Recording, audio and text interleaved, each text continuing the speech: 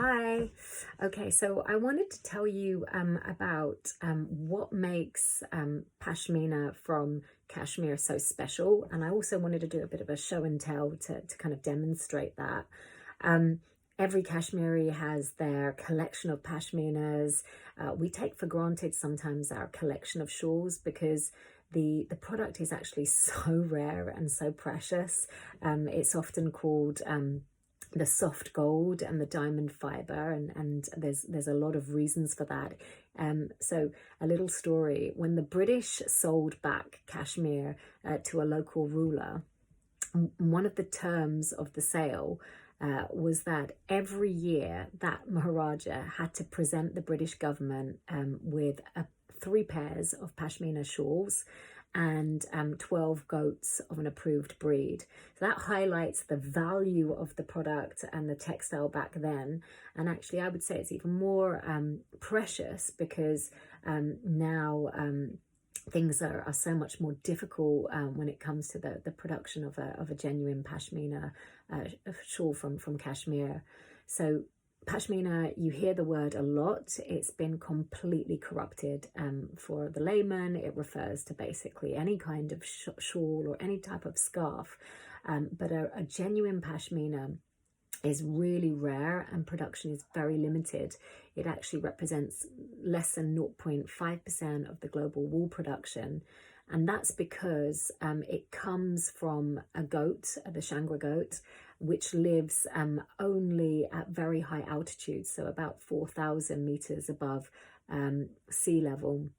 And this goat is actually now a bit of an endangered breed with all the challenges we have with global warming. The whole production of the undercoat is a really slow and natural process, and you can't kind of speed it up. So the fine fibre is basically combed off the goat. It's not clipped off like with sheep, and it takes a long time to get enough material to make a shawl. So if you wanted to just use one goat, it would take up to 4 years. But it basically takes around kind of three goats to make one regular sized scarf. So the term Kashmir, which it comes from Kashmir, has itself been corrupted because it's basically come to mean wool from any type of animal that produces a fibre between about 15 to 18 microns. And it no longer refers to the rare wool sourced from the Shangri goat. And that is super fine. It's between 10 to 15 microns.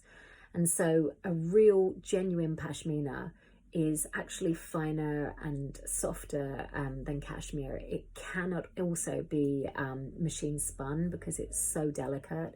It's about 5 times finer than human hair. And so it really requires truly skilled artisans to painstakingly weave each of those fibers together and ultimately create what I think is one of the softest and warmest and most luxurious textiles.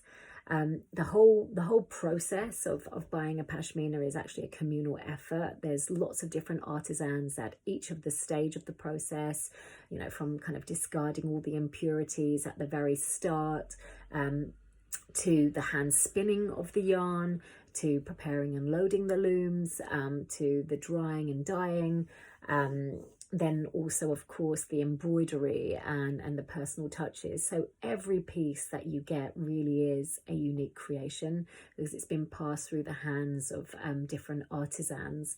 And there's just been an extraordinary amount of effort and love that's gone into the production of the textile. So I wanted to make that whole experience of receiving a Pashmina really special because it's like a treasure that you have for life. And as someone growing up, the way we would buy Pashminas in Kashmir is we would have one of the local artisans come to the house and like lay out all the amazing wares and kind of select what ones we liked. And it was a real kind of ritual and a real experience and a privilege to kind of have that type of service. And so I wanted it to be a very similar experience even when buying online. And so every one of our Pashmina shawls comes packaged like this. There's different designs, but essentially our Pashminas arrive in style. They're all packaged in a bespoke paper mache cylinder, which has been hand painted by Sakta artisans. So paper mache, another amazing artisanal kind of heritage art from the valley. And when you open it up, you'll see there's this amazing kind of cloth bag which protects the product.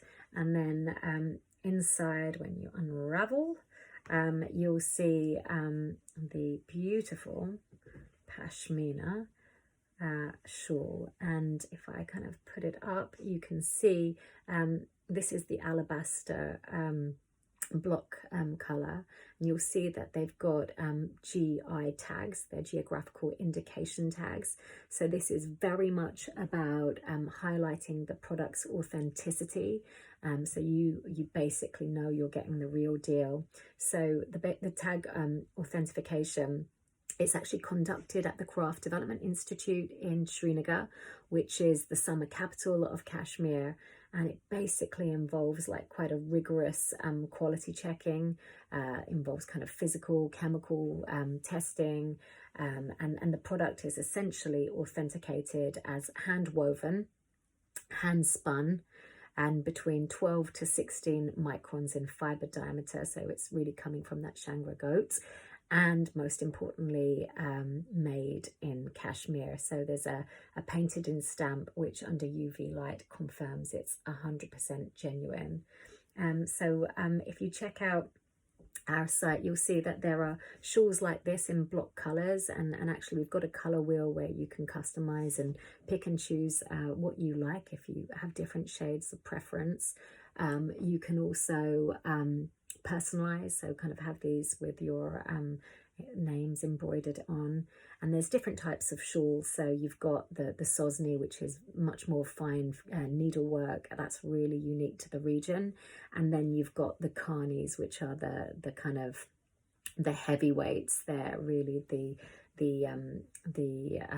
they're exquisite. They're the things that you find in the V&A museum. And you know, it's worth mentioning that there's not very many Karni weavers left in Kashmir right now, sustaining this kind of unparalleled art form.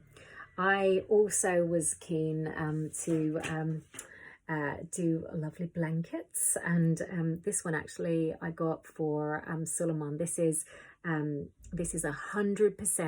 Pashmina. So forget Kashmir, Pashmina wool, and it's an adult blanket. There's also little baby blankets. I actually got one for my sister-in-law, and they're just absolutely stunning. They smell of the valley, they're snuggly, and you know, these are amazing. So whether you want you know, block colors, or if you're wanting the Karni shawls, those are you know, they can take just to give you a sense of time and value, they take sometimes between 1 to 3 years to make each individual shawl. Yeah, check out the site and discover Pashmina, and also why it's so special, and hope you support endangered art, and you enjoyed hearing about the history.